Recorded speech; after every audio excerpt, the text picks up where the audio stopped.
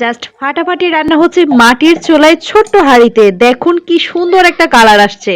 আজকের রান্নাটা এত মজা হয়েছে, এত মজা হয়েছে, চেটেপুটে একদম খেয়ে নিলাম। খুবই খুবই মজা। এই যে দেখেন একদম প্লেট চেটেপুটে খেয়ে নিলাম। আজকে আমার মিনি কিচেনে দারুণ আয়োজন চলছে রান্নার। মাটির চুলায় রান্না করব। এখানে আছে ঢ্যাঁড়স, ঢ্যাঁড়স দিয়ে আমি এখানে রুই মাছ রেখেছি, রুই মাছ রান্না করব। এখানে পুঁইশাক আছে, পুঁইশাক ভাজি করব। এখানে চাল রেখেছি, চাল দিয়ে ভাত রান্না করব। শুরুতেই আমি ভাত রান্না করব, তার জন্য এই যে কুলাটা নিয়েছি, ছোট্ট কিউট একটা বেতের কুলা। আর এই যে দেখেন আমি চাল নিচ্ছি, আমি চালটাকে ভালোভাবে ঝেড়ে পরিষ্কার করে নিব। আর এই দেখেন একদম ছোট্ট কিউট একটা কলি, এটাও অনেক সুন্দর। যে দেখেন চালটা পরিষ্কার করে নিচ্ছি ঝেড়ে, অনেক ধান ছিল। তো চালগুলো আমি ভালোভাবে পরিষ্কার করে ঝেড়ে নিচ্ছি, তারপর ধুয়ে রান্না করব। এই যে দেখেন চালগুলো ঝাড়তে কিন্তু আমার বেশ ভালোই লাগে। চাল যখন ঝাড়ি তখনই ছোটবেলার কথা মনে হয়ে যায়। এরকম চাল যখন আমরা ঝাড়তাম তখন চাল ছিল না, মিছিমিছি বালি নিয়েই চাল ঝাড়তাম, মনে করতাম যে চাল ঝাড়ছি। বাট এখন যে সত্যিকারের রান্না করি বেশ ভালোই লাগে। তবে ছোটবেলায় হাতগুলোও ছোট ছোট ছিল, যেহেতু এখন বড় হয়ে গেছে হাতগুলোও বড় হয়ে গেছে। এখন ছোট ছোট জিনিস ধরতেই মনে হয় হাতে একদম ছোট লাগে। তো এই যে আমি মাটির পাত্রে দিয়ে দিলাম চালগুলো ধোয়ার জন্য। এখন আমি পানি দিয়ে ধুয়ে নিব পরিষ্কার করে। এই যে দেখেন আমার মাটির চুলায় পাতিলের মধ্যেও আমি পানি দিয়ে দিয়েছি। এই পাতিলায় আমি রান্না করব। এই তো চালটা আমি একটা পাত্রে নিয়েছি, আর এই যে দেখেন আমার ছোট্ট একটা জগ, এই জগে আমি পানি রাখি। আর এই যে দেখেন আমি সুন্দরভাবে চালটা পরিষ্কার করে ধুয়ে নিচ্ছি। চালটাকে ৩ বারই ধুয়েছি, কারণ আমি সবকিছু রান্নার সময় ৩ বার করেই ধোয়ার চেষ্টা করি। তো এই যে দেখেন আমি এখন চালটা দিয়ে দিচ্ছি, এই যে হাঁড়িতে দিয়ে দিচ্ছি, আমার মাটির ছোট্ট হাঁড়িতে, মাটির চুলা, মাটির ঘর। আর এই তো আমি এখন মাছটা কেটে নিচ্ছি। এই যে দেখেন অনেক বড় একটা পিস, এটা হচ্ছে রুই মাছ। আর রুই মাছটা আমি ভালোভাবে কেটে একটা পিস রেখেছি রান্না করার জন্য। এই যে দেখেন আমি পিসটা ছোট ছোট করে কেটে নিচ্ছি, যেহেতু হাঁড়িগুলো ছোট ছোট সাইজের সেক্ষেত্রে আমি সবকিছুই ছোট ছোট করেই কেটে নিই। এই ঢ্যাঁড়সগুলো দেখেন একদমই কচি, আর এই ঢ্যাঁড়সগুলো দিয়ে কিন্তু অনেক মজা হবে রুই মাছ রান্না করলে। তো আজকে রুই মাছ দিয়ে ঢ্যাঁড়স রান্না করব। আর এদিকে আমার ভাতটাও প্রায় হয়ে আসতেছে, ধোয়া ওঠা গরম ভাতের সাথে এরকম ঢেঁড়সের মাখা মাখা একটা তরকারি জাস্ট অসাধারণ হবে খেতে। একদম কবজি ডুবিয়ে খাবো। অবশ্যই আপনাদেরও দাওয়াত রইলো। দাওয়াত খেতে হলে অবশ্যই কিন্তু চ্যানেলটা সাবস্ক্রাইব করে রাখবেন। আর এই যে আমি ভালো করে ঢেঁড়সটা পরিষ্কার করে ধুয়ে নিচ্ছি। ওদিকে আবার আমার ভাতটাও রান্না হচ্ছে, দেখেন মাটির চুলায় খুব সুন্দর রান্না হচ্ছে, আগুনটাও কিন্তু খুব সুন্দর করে ধরছে। আর এই যে দেখেন ভাতটা কিন্তু আমার বলক চলে আসছে, অনেকটাই সেদ্ধ হয়ে গেছে, আর কিছুক্ষণ হলে হয়ে যাবে। এই যে দেখেন ভাতটা কিন্তু আমার একদম পানি আর ভাত এক সমান ছিল, বিদায় মার গালতে হয়নি। তো আমি ভিডিও মেক করব, আমার সাথে এমন ঘটনা ঘটবে না এটা তো হতেই পারে না। আমি যখনই ভিডিও মেক করতে যাই কিছু না কিছু সমস্যার সম্মুখীন হয়েই থাকি। হয় ফোনের চার্জ চলে যাবে, না হয় বিদ্যুৎ চলে যাবে, না হয় কিছু তো একটা ঘটবেই। তো দেখেন বিদ্যুৎ চলে গেছিল, আবার চলে আসছে কিছুক্ষণ পর। বাট এর ভিতরে আমি কিন্তু অনেকটা গ্যাপ করে রান্নাটা করছি, যেহেতু বিদ্যুৎ ছিল না, বাইরে অনেক বৃষ্টি ছিল, অনেক বৃষ্টি হচ্ছিল।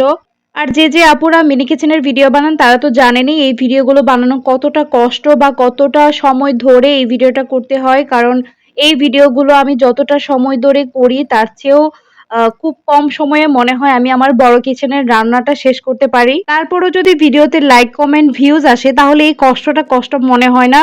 তো আপনাদের যদি আমার এই মাটির চুলায় গ্রামীণ পরিবেশের ভিডিওগুলো যদি আপনাদের ভালো লাগে তাহলে অবশ্যই বন্ধুদের সাথে শেয়ার করে দিবেন।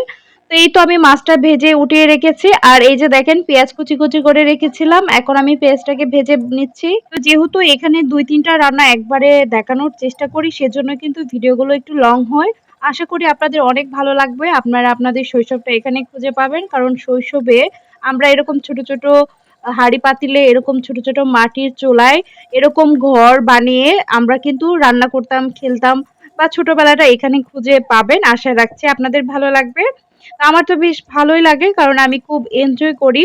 যদিও এই রান্নাগুলো অনেক কষ্ট হয়, কারণ হচ্ছে যেহেতু আমার ২ টা রান্না করতে হয়, এখানেও রান্না করতে হয়, আমার দুপুরের খাবারের জন্য আমার বড় কিচেনেও রান্না করতে হয়। সেজন্য কিন্তু সময়টা অনেক বেশি, মানে ২ জায়গায় দিতে হয়। তার জন্য কিন্তু অনেক বেশি আমার জন্য কষ্টকর হয়ে যায়। তাছাড়া কিন্তু আমি এই রান্নাগুলি খুব যত্ন সহকারে রান্না করি। তো ঢেঁড়সটা কষা কষা হওয়ার জন্য ঢাকা দিয়েছিলাম। এই যে দেখেন ঢেঁড়সটা কিন্তু অনেক সুন্দরভাবে সেদ্ধ হচ্ছে।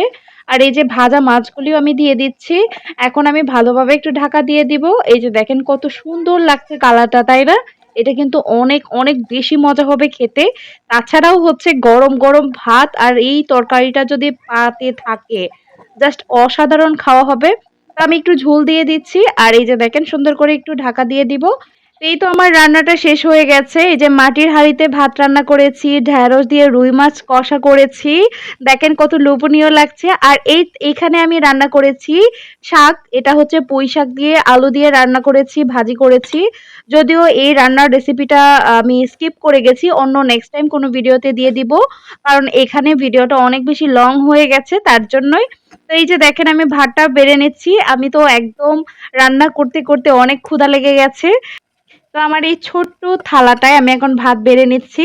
আর এই যে দেখেন আমি এখানে পুঁইশাক ভাজি করেছিলাম, পুঁইশাক ভাজি নিয়েছি। এটা কিন্তু অনেক বেশি পছন্দ আমার। এটার সাথে আমি শুকনা মরিচ দিয়েছি। এটা আমার বেশ ভালো লাগে খেতে। তো এই যে দেখেন এখন আমি নিয়ে নিচ্ছি রুই মাছ দিয়ে ঢেঁড়স কষা। এটা তো অনেক, অনেক বেশি মজা হয়েছে। দেখেই মনে হচ্ছে অনেক মজা হবে। আর অবশ্যই খেয়ে আমি রিভিউ দিব। আর এই যে দেখেন আমি থালাটা সুন্দর করে সাজিয়ে নিয়েছি। এখন শুধু খাওয়ার পালা। সবাই চলে আসবেন। সবার দাওয়াত রইলো আমার এই ছোট্ট মিনি কিচেনে। আপনাদের প্রত্যেকের দাওয়াত রইলো। আর এই যে দেখেন আমার থালাটা এত সুন্দর, এত লোভনীয় লাগছে। দেখেই মনে হচ্ছে অনেক বেশি মজা হবে, অনেক, অনেক বেশি মজা হবে। তো চলেন আগে আমরা এটা খেয়ে রিভিউ দেই কেমন হয়েছে। তো রান্নাগুলি কিন্তু আমি খুব যত্ন সহকারে রান্না করেছি। তো যেকোনো জিনিস আপনি যত্ন করে রান্না করলে এটা খেতে অবশ্যই মজা হবে। তো সত্যি বলতে কি বলবো আপনাকে, যদি আমি অনেস্ট রিভিউ দেই, যেহেতু আমি রান্না করেছি আপনারা বলতেই পারেন যে নিজের রান্না নিজেই প্রশংসা করে। সেটা বিষয় না, বিষয় হচ্ছে যে কেমন হয়েছে সঠিক রিভিউটা আমার দিতেই হবে। তো রান্নাটা অনেক, অনেক মজা হয়েছে। তো আজকের মতো ভিডিওটা এখানেই শেষ করছি। সবাই ভালো থাকবেন। আল্লাহ হাফেজ।